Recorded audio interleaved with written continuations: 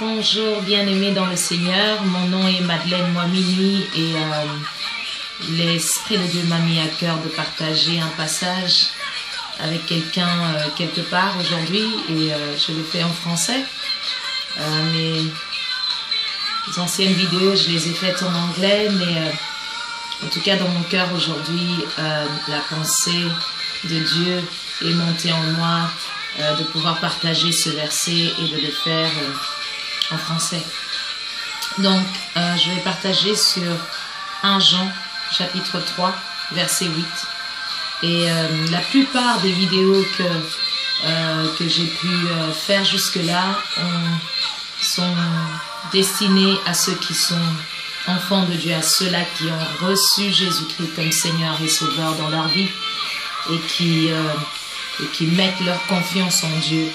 Et donc, cette parole est une parole d'encouragement, de réconfort, de rappel de notre identité, parce que c'est vraiment une chose importante que nous devons savoir, connaître et reconnaître dans notre marche avec Dieu.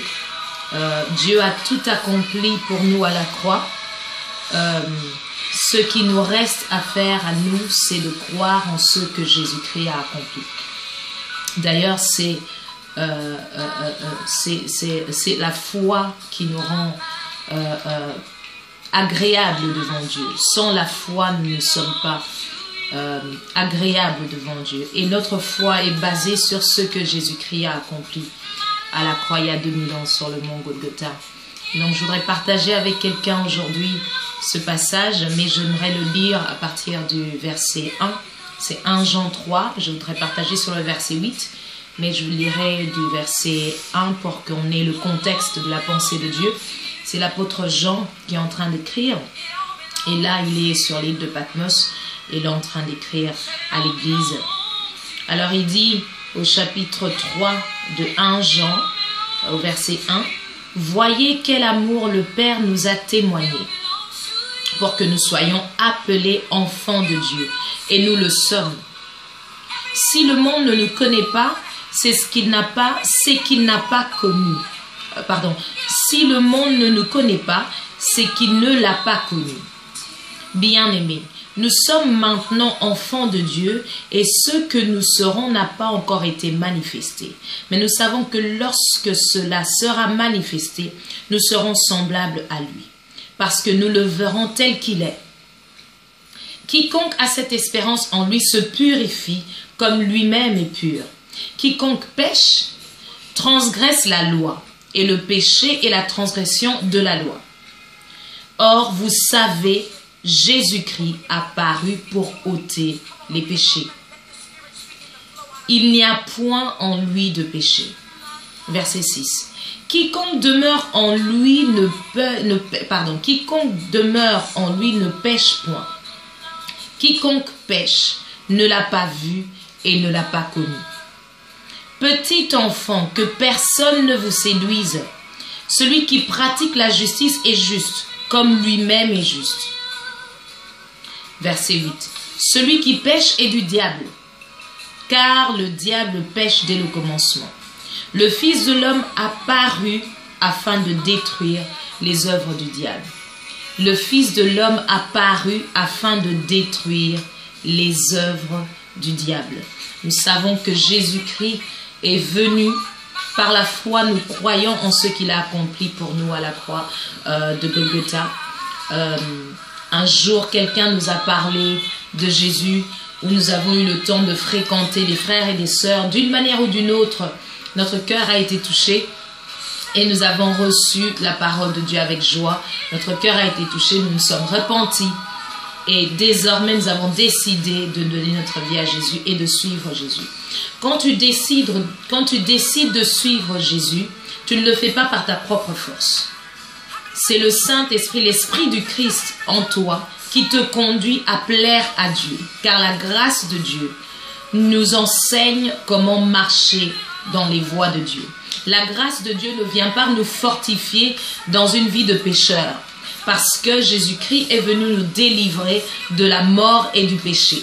Il est inconcevable pour nous de penser que en marchant selon la grâce de Dieu, dans la grâce de Dieu, dans l'espérance des choses de Dieu, que cela va nous encourager à vivre une vie de débauche, une vie où, je dirais peut-être jusqu'à l'extrême, sans foi ni loi. Ça ne correspond pas à ce que la grâce de Dieu en Jésus-Christ est venue accomplir pour nous. Si Dieu a envoyé son Fils unique, Jean 3,16, afin que nous ayons la vie et que nous l'ayons en abondance, ça veut dire que nous étions morts. Et la parole l'explique bien. Le péché nous avait séparés de Dieu, avait mis une séparation spirituelle dans notre relation avec Dieu.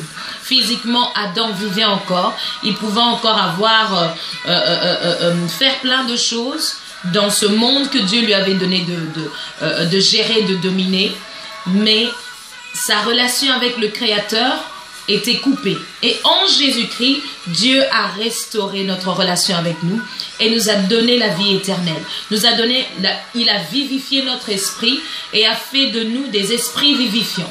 Parce que Jésus-Christ en nous est un esprit vivifiant. C'est ça la différence entre nous et Adam. Ceux-là qui sont en Jésus-Christ, des chrétiens qui croient en la mort et en la résurrection de Jésus-Christ. Et ce passage est en train de dire dans verset 8 que Jésus-Christ est apparu pour détruire les œuvres du malin. Je voudrais encourager un enfant de Dieu à croire que là où tu es en Christ, c'est une position. Ce n'est pas simplement le fait d'avoir reçu Jésus-Christ comme Seigneur et Sauveur et de méditer et de garder sa parole. Spirituellement, Colossiens 1, 12 à 14 nous explique que nous sommes passés de la puissance des ténèbres à son admirable lumière. Nous sommes passés de la puissance des ténèbres au royaume du Fils de son amour. Il y a eu un changement spirituel radical. Il y a eu un changement géographique, spirituel, radical. On était sous la puissance des ténèbres, sous la puissance de l'ennemi. Il pouvait faire de nous ce qu'il voulait. Mais désormais, en ayant reçu Jésus-Christ comme Seigneur et Sauveur, nous sommes en Christ. Et la parole de Dieu nous dit que Jésus-Christ est assis à la droite de Dieu. Si Jésus est assis à la droite de Dieu, et si nous sommes en Christ, donc nous sommes au-dessus de toute domination, au-dessus de toute principauté, au-dessus de toute autorité, au-dessus de toute force des ténèbres. C'est à nous de le croire. Je voudrais encourager un enfant de Dieu, celui qui a été sauvé par le sang précieux de Jésus-Christ, qui a coulé il y a 2000 ans sur le mont Golgotha, pour le racheter de la mort et du péché, que désormais, là où tu es, tu ne peux pas être atteint. La maladie n'a pas le droit de t'atteindre. La mort n'a pas le droit de t'atteindre. Si tu te retrouves sans force dans ton corps ou faible dans ton corps, c'est à toi de le refuser. Parce que l'esprit a reçu le salut. La mentalité doit être transformée pour se cadrer au salut qui a été reçu en esprit. Parce que notre esprit est transformé, changé radicalement. Il n'y a pas de doute là-dessus. La mentalité, Romains 12, verset 2, nous dit « Ne vous conformez pas au siècle présent, mais soyez renouvelés, soyez transformés par le renouvellement de l'intelligence. » C'est un travail que nous devons faire dans la méditation, dans la prière, pour garder le bénéfice du salut, pour garder le bénéfice de la force que Jésus-Christ nous a donnée, le fait qu'il est venu et qu'il a relevé nos têtes. Il nous a sortis de la mort, il nous a sortis du péché. Il nous a donné sa vie.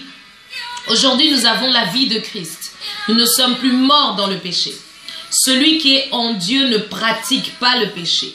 Il y a une différence entre le croyant, celui qui croit en Dieu, et le pécheur.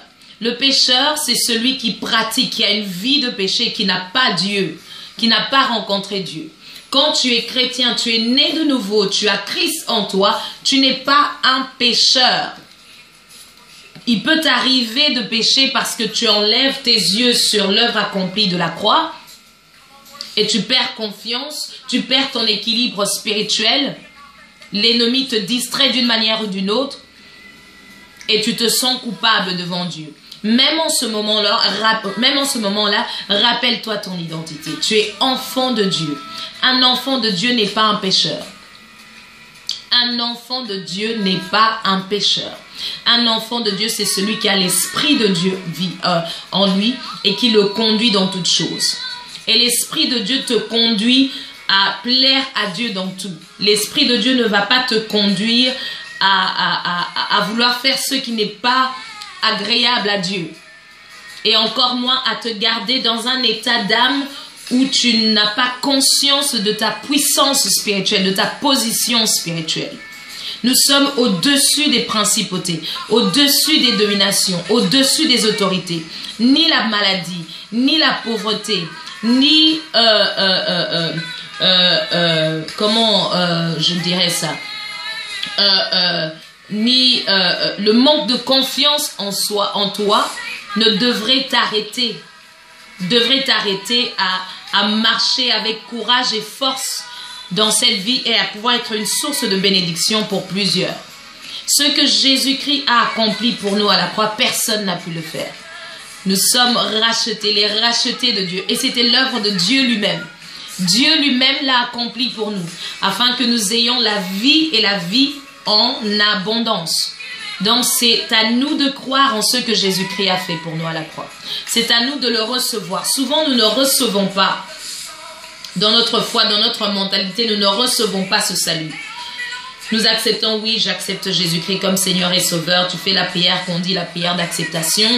Et voilà, tu continues à vivre comme si tu étais Monsieur Tout le Monde. Dès que tu reçois Jésus-Christ comme Seigneur et Sauveur, tu n'es plus comme Monsieur Tout le Monde. Tu es un enfant de... Et en l'occurrence ici, l'enfant de Dieu, en Jésus-Christ, par la foi que tu mets en l'œuvre que Jésus-Christ a accomplie pour nous, tu bénéficies de ce que Jésus-Christ a fait. La Bible dit 1 Jean 3, 8, le Fils de l'homme, partie B, le Fils de l'homme est apparu. Jésus-Christ est apparu, je vais encore le lire, afin de détruire les œuvres du diable. Le Fils de Dieu apparut afin de détruire les œuvres du diable. Afin de détruire. Et on sait que Jésus-Christ est venu, il est né, il est mort et il est ressuscité. Et il accomplit l'œuvre de la croix. L'œuvre de la croix n'est pas quelque chose qui commence quand Jésus-Christ monte au ciel. Elle est terminée. Tout ce que Dieu avait voulu faire pour réconcilier l'homme à lui, par rapport à tout ce qui s'était passé à l'époque avec Adam, est accompli en Jésus-Christ. Nous bénéficions des grâces de Dieu en Jésus-Christ. Notre réponse serait de dire oui, amen, je crois et je reçois dans le nom de Jésus. Et Dieu l'a fait pour nous par amour pour nous, car Dieu a tant aimé le monde qu'il a donné son Fils unique. Dieu nous a donné Jésus par amour pour nous.